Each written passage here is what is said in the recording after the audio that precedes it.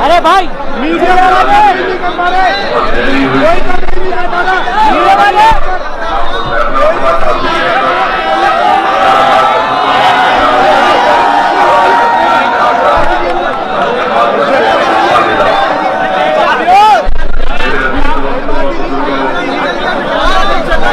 हमारे मुल्क में आजादी के 75 साल का जश्न मनाया जा रहा है और मैं शुरुआत में आपके सामने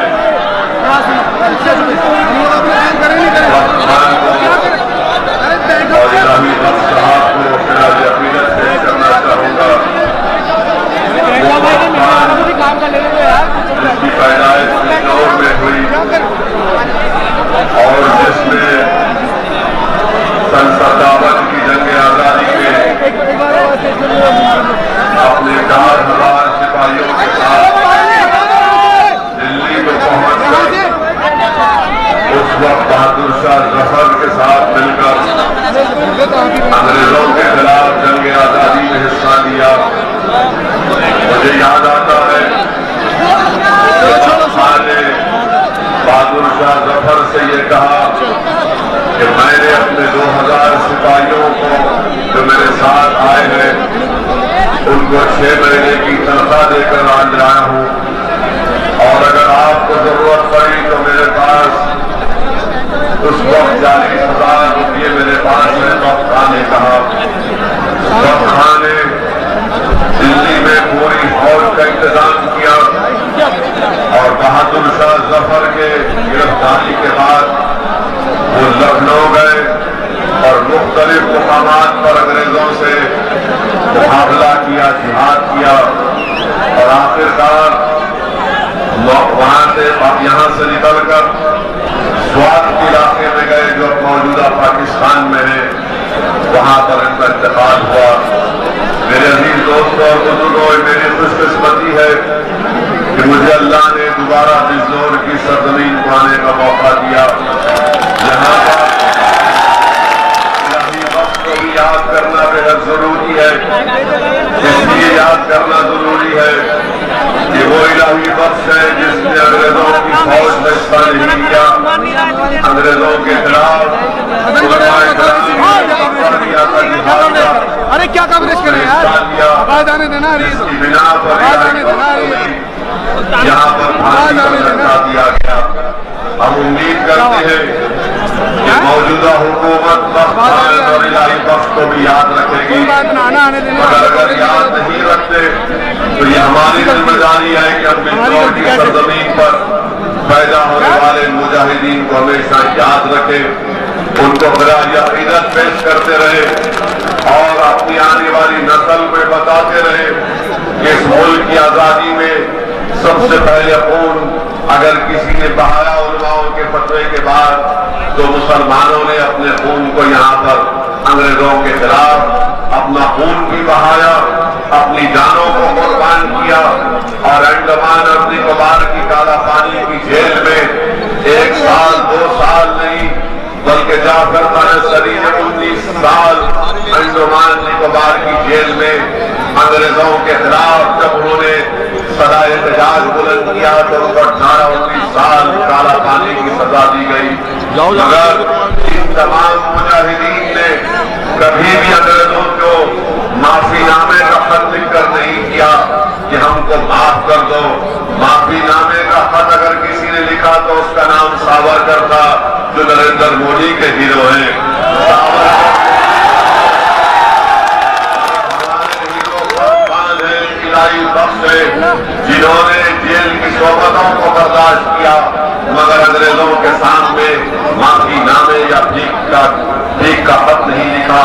बहरहाल अजीज दोस्तों और बुजुर्गों, दूसरी बात मैं आपके सामने अर्ज करना जरूरी समझता हूं कि आज संघ परिवार की तरफ से, आरएसएस की तरफ से, विश्व हिंदू परिषद की तरफ से इस बात का मुतालबा किया जा रहा है कि भारत में तबलीगी जमात के बारे में बकवास कर रहे हैं और मिसाल दे रहे हैं सऊदी अरब की।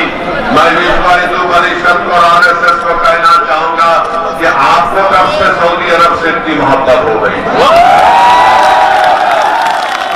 सऊदी अरब से इतनी मोहब्बत हो गई तो क्या फिर तुम यहाँ पर हाथ काटोगे चोरी के इल्जाम में? क्या तुम कत्ल के मामले में गर्दन काटोगे? ये विश्व हिंदू परिषद को अचानक सऊदी अरब से मोहब्बत हो गई। हम इनको बताना चाह रहे हैं कि हमको सऊदी अरब से मोहब्बत नहीं है, ना हमको कभी उनसे वास्ता रहा है। हाँ, वहां पर काबतुल्लाह है, वहां पर रसूलुल्लाह सल्लल्लाहु अलैहि वसल्लम का सबतुम्बत के मकी का आस्थाना है। तो इसका ये मतलब नहीं है कि हमको सऊदी अरब से मोहब्बत हो गई। आपको मोहब्बत है तो लब डालो गले, हमको उनसे मोहब्बत नहीं है। तबलीगी जमात की तो मैं जिम्मेदारी के साथ कह रहा हूं कि तबलीगी जमात का दहशतगर्दी से दूर दूर तक कुछ ताल्लुक ही नहीं है, ना कभी था, ना कभी है, ना रहेगा। इन लोगों ने साजिश की कोविड के दरमियान में और अल्लाह ने इनको जलील और रुसवा किया, कोर्ट से तमाम लोग बरी हो गए। मेरे अजीज दोस्तों और बुजुर्गों, ये बात कहना जरूरी है कि जो काम दावत का किया जाता है, दीन का दावत का काम किया जाता है, वो किसी हुकूमतों का या शख्सियत का मोहताज ना था, ना कभी रहेगा। अल्लाह के दीन का पैगाम अगर आप नहीं करेंगे तो अल्लाह किसी और कौम को पैदा करेगा और अल्लाह उनसे अपना काम लेने वाला है। तो मैं ये जानता हूं और मानता हूं कि कोई दूसरी हुकूमत कुछ भी कर ले मगर भारत के संविधान के तहत तबलीगी जमात को अपना काम करने की इजाजत है और इस तरह की बकवास करने वाले, अनाप शराब बकने वालों को चाहिए कि अपनी जबान को बंद रखे और सच्चाई बात। मेरे अजीज दोस्तों और बुजुर्गों, ये है कि आज हमने ये सुना कि कल हमारे वजीर आजम ने पूरे भारत के जो मेयर थे, बल्दियात के, उनको बुलाकर कहा कि तोड़ फोड़ ज्यादा मत करिए। हम भारत के वजीर आजम से पूछना चाह रहे हैं, तोड़ फोड़ 6 दिसंबर को किसने की थी? बताओ आप। तोड़ फोड़ के अगर आप बात कर रहे हैं तो फिर आखिर क्यों ज्ञानवापी और मथुरा की मसाजिद के बारे में आप ही से ताल्लुक रखने वाले लोग बकवास करते हैं, जहर आलूदा बयानात देते हैं कि हम दोबारा ज्ञानवापी और मथुरा हमारे एजेंडे में शामिल है। मेरे अजीज दोस्तों और बुजुर्गों, 5वीं बात यह कि मजलिस इत्तेहादुल मुस्लिमीन अब जब उत्तर प्रदेश में तंजीमी तौर पर मजबूत हो चुकी है और उत्तर प्रदेश के आने वाले असेंबली और विधानसभा के इंतखाबात में मजलिस पूरी ताकत और तैयारी के साथ इलेक्शन लड़ रही है, तो सबके पेट में दर्द हो रहा है, सब परेशान है कि अब क्या होने वाला है। समाजवादी पार्टी की तरफ से ये इल्जाम लगा दिया गया कि मजलिस वोट चाटने के लिए आई है, मजलिस भी टीम है। हम समाजवादी पार्टी के ये जिम्मेदारों से पूछना चाह रहे हैं, बताओ अगर मुसलमानों की क़ियादत बनाने का काम और इरादा और नीयत मजलिस रखती है तो इसमें सबको तकलीफ क्यों हो रही है? क्या उत्तर प्रदेश का यादव अखिलेश यादव को अपना नेता नहीं मानता? हर बरादरी, हर साथ में उत्तर प्रदेश में अपनी अपनी सियासी लीडर को बनाया या अपनी सियासी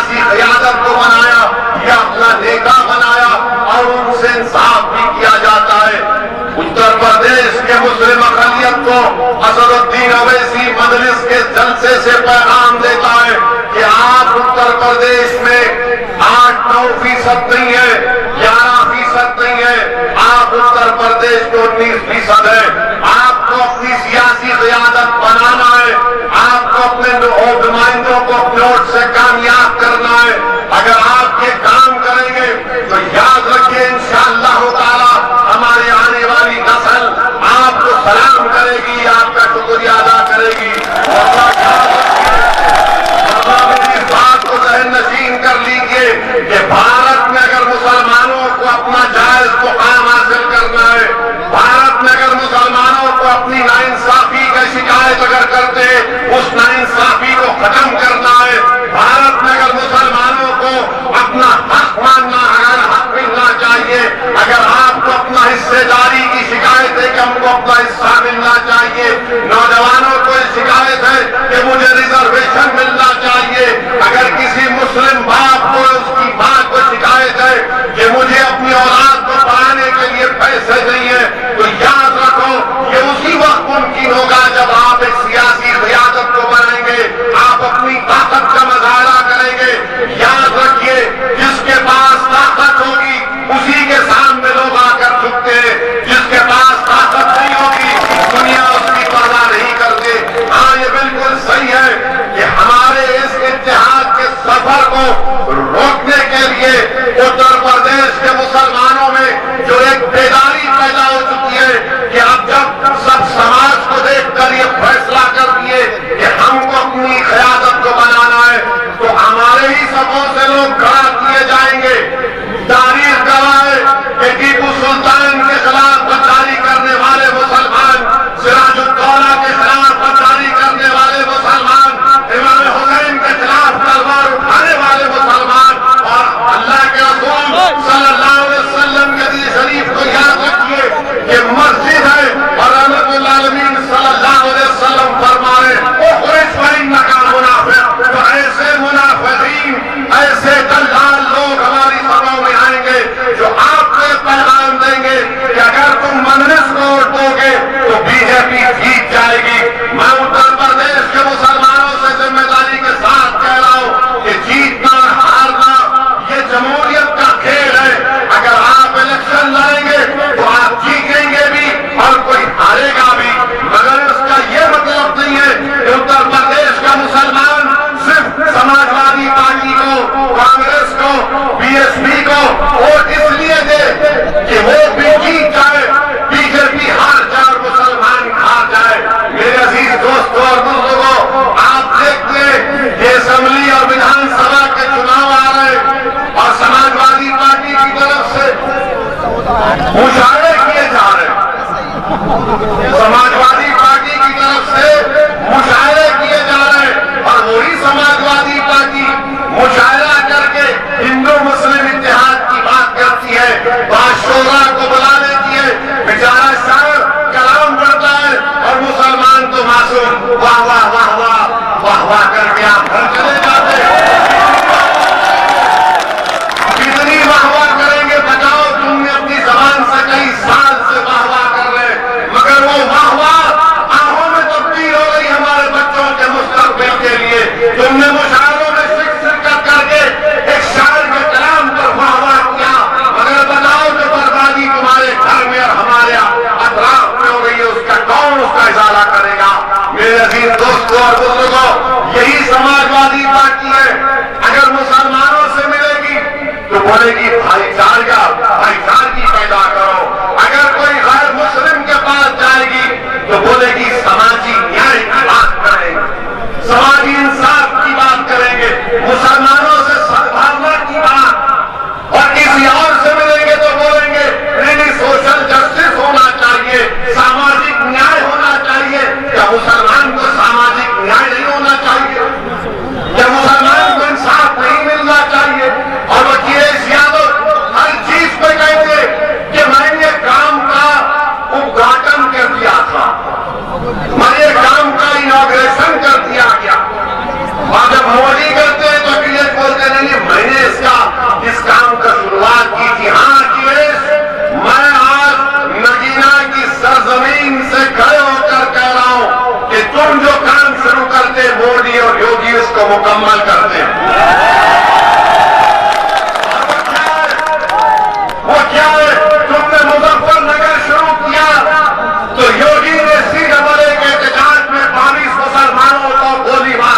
हुकूमत ने।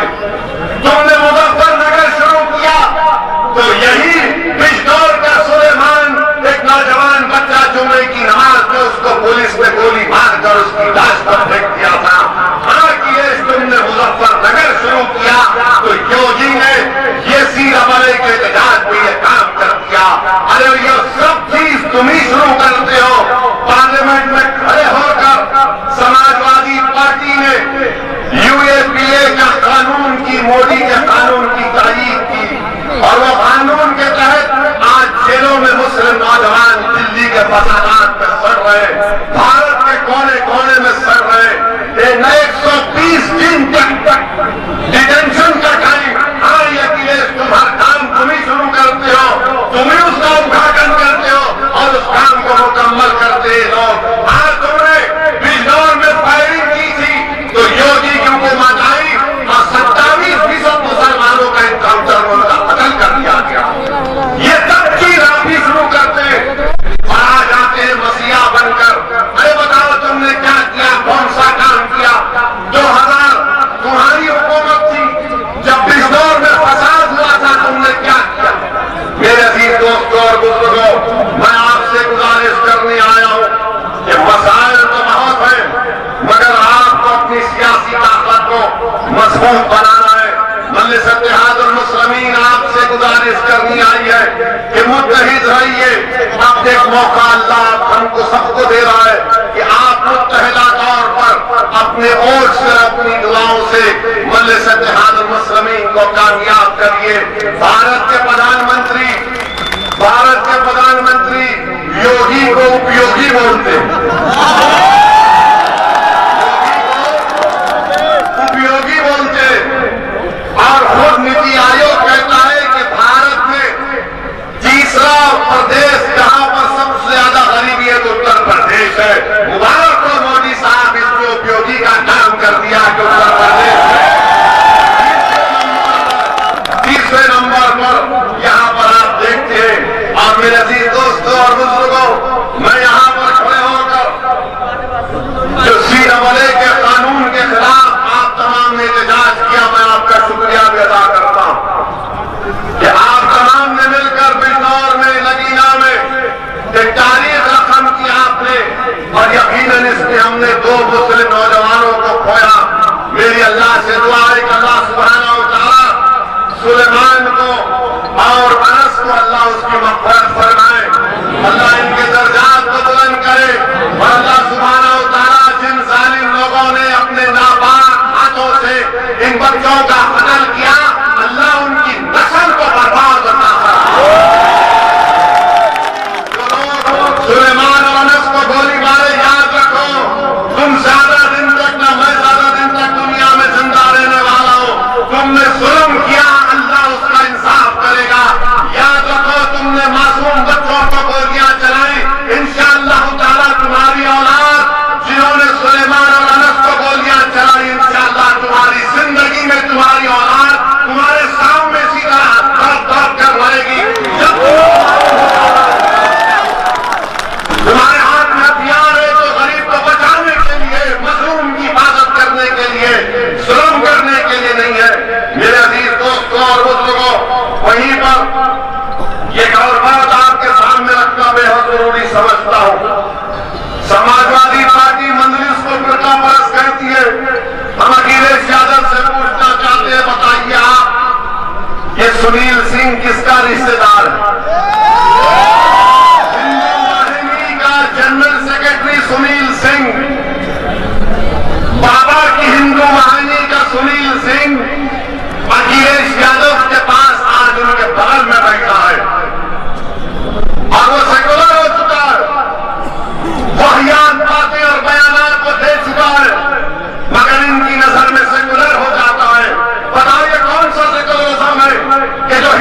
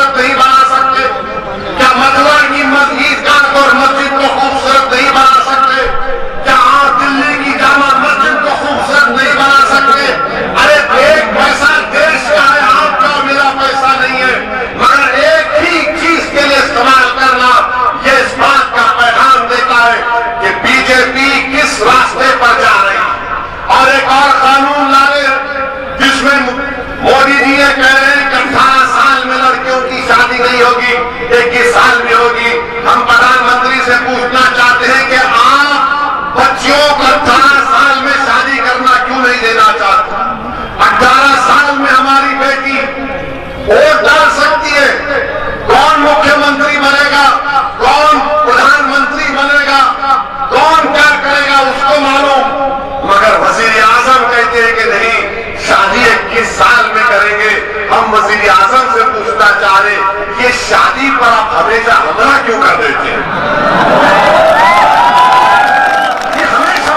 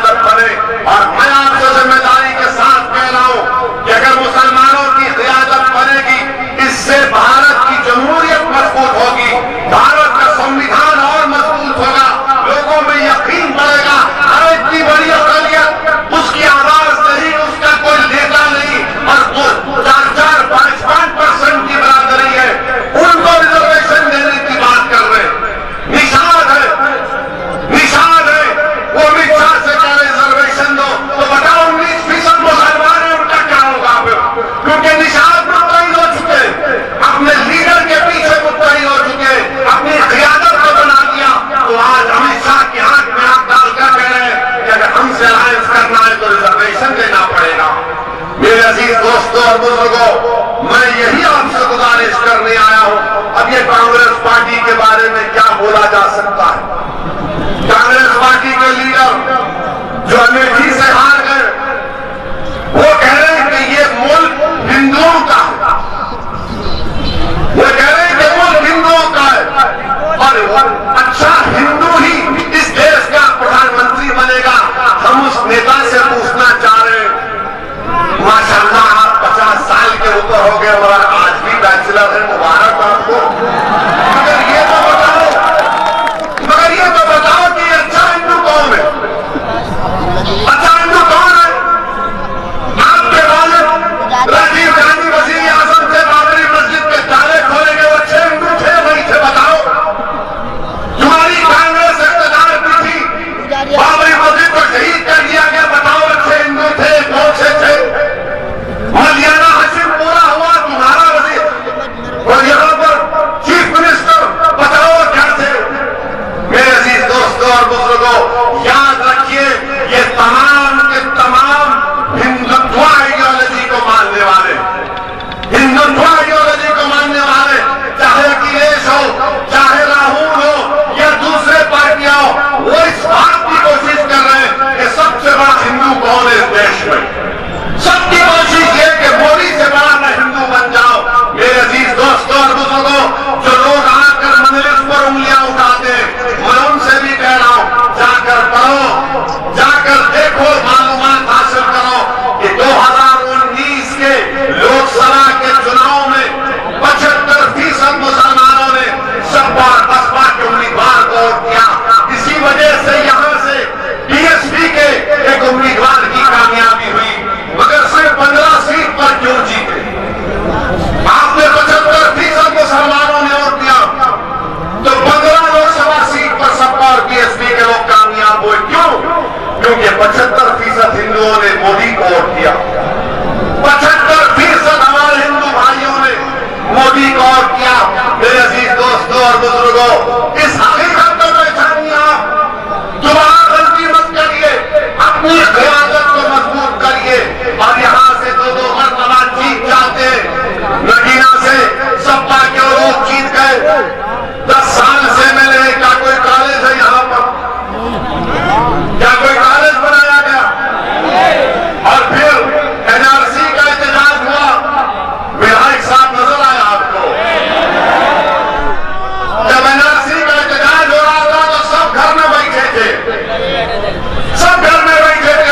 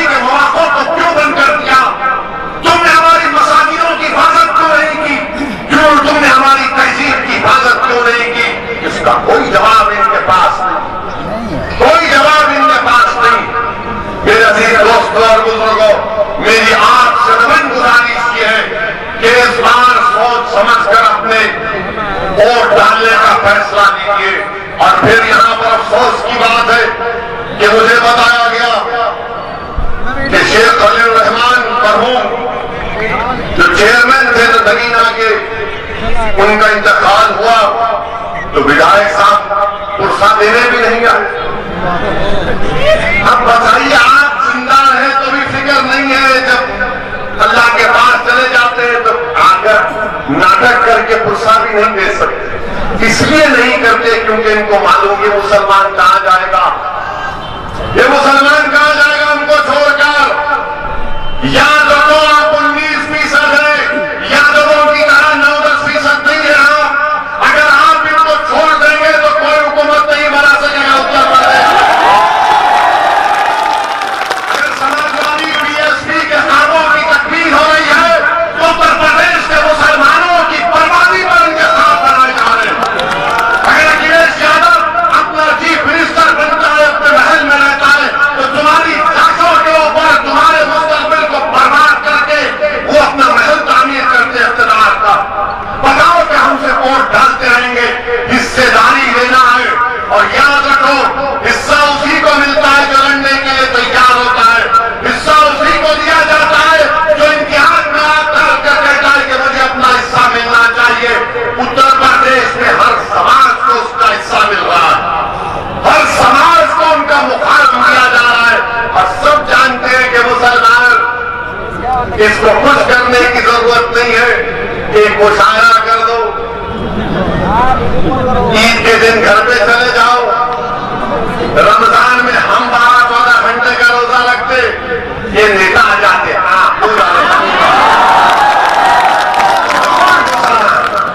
देखिए आइटे मारा घर बस इनको मालूम ये 4 दिन बराबर चले जाओ, दोनों ईद के दिन, ईद उल फितर, ईद उल अज़हा, रमजान के दिन और मीलाद के दिन मुबारक हो आपको। अरे हमारे आका की आमद हुई है तो तुम भी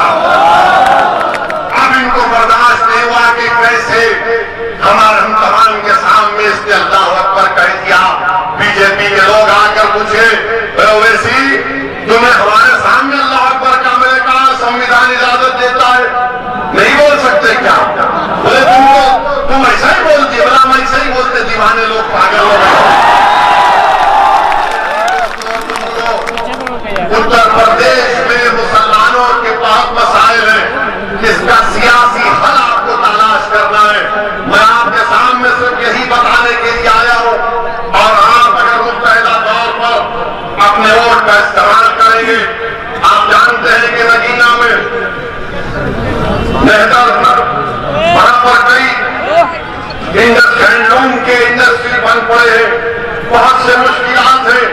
मैं आज से यही गुजारिश करने आ रहा हूं और चाहता भी हूं कि आप मुत्तहदा तौर पर अपने वोट का इस्तेमाल करें।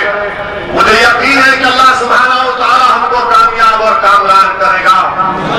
जिंदगी का फैसला तो अल्लाह करने वाला है। मौत तो बड़ा है, मौत तो सबको आनी है, मगर याद रखिए, मैं आपसे अपील कर रहा हूं कि 60 साल एक कौम के लिए बड़ा लंबा अरसा होता है, बड़ा लंबा अरसा होता है।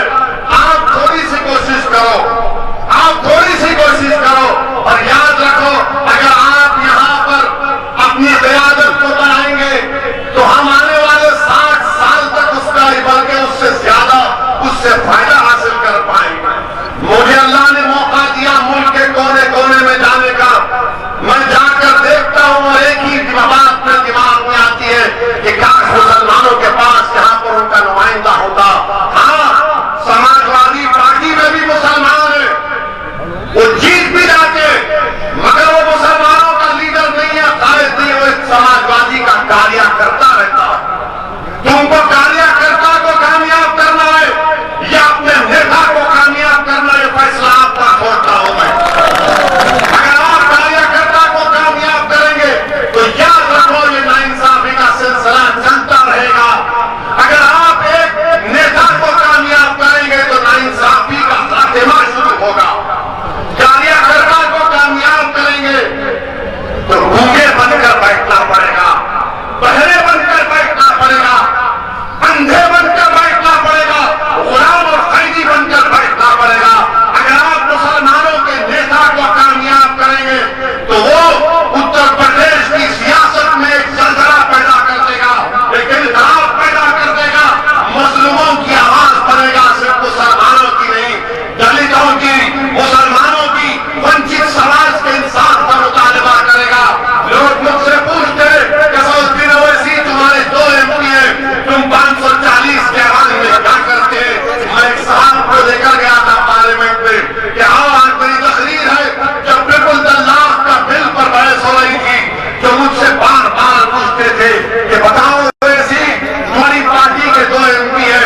मैंने कहा जाओ पार्लियामेंट में, पास निकाला और जहां पर आवाम को बैठने की इजाजत है हमने उनको बैठने का परमिशन दिलाया और जब हमारी तकरीर शुरू हुई सिर्फ 6 मिनट का वक्त मिलता है मुझे, 6 मिनट में हमने हर चीज को खो दिया। अल्लाह के करम से हमने हर चीज को बता दिया, संविधान के खिलाफ है, क्या क्या नहीं कर गलतियां हो रही है। तो बात को उस शख्स ने मुझसे कहा कि हाँ मैं मान चुका हूं तुम्हारी बात को। मैं आज भी आपसे कह रहा हूं, जब मुजफ्फरनगर का फसाद हुआ क्योंकि उत्तर प्रदेश में 60 के करीब मुसलमान नहीं जीते थे मेले बनकर, 60 विधायक थे, 60 विधायक आपने कामयाब किए। अगर उसमें से 10 आपके वोट से कामयाब होते तो खुदा की कसम मुजफ्फरनगर नहीं होता, नहीं होता, नहीं होता।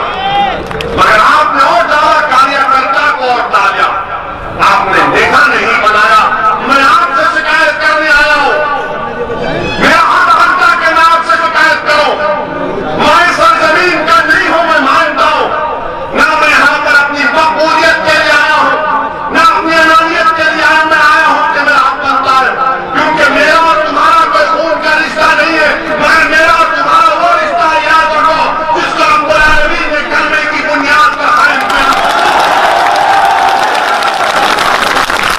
उस रिश्ते की बुनियाद पर आपसे अपील कर रहा हूं कि एक अच्छा फैसला लो, अपनी जमात को कामयाब करो। डरने और घबराने की जरूरत नहीं है। अरे आपने 60 को निकाला तो 50,000 मुसलमान मुजफ्फरनगर में बेकार हो गए। समाजवादी पार्टी के 5 साल के दौर में हजारों फसादात हुए। बताओ आप, आज फिर इलेक्शन आ गया तो सब लोग कह रहे सेकुलरिज्म को जिंदा रखो। अरे सेकुलरिज्म जिंदा उस वक्त रहेगा जब गुरगांव में हमको नमाज पढ़ने की इजाजत मिलेगी। नमाज भी नहीं पढ़ सकते आप, खाली मुसलमान ही रोड पर इबादत करता, कोई और नहीं करता, कोई और नहीं करता, हम ही करते हैं ना। मेरे अजीज दोस्तों और बुजुर्गों, यही चंद अहम गुजारिशात मुझे आप तक रखना था और इंशाअल्लाह ताला मैं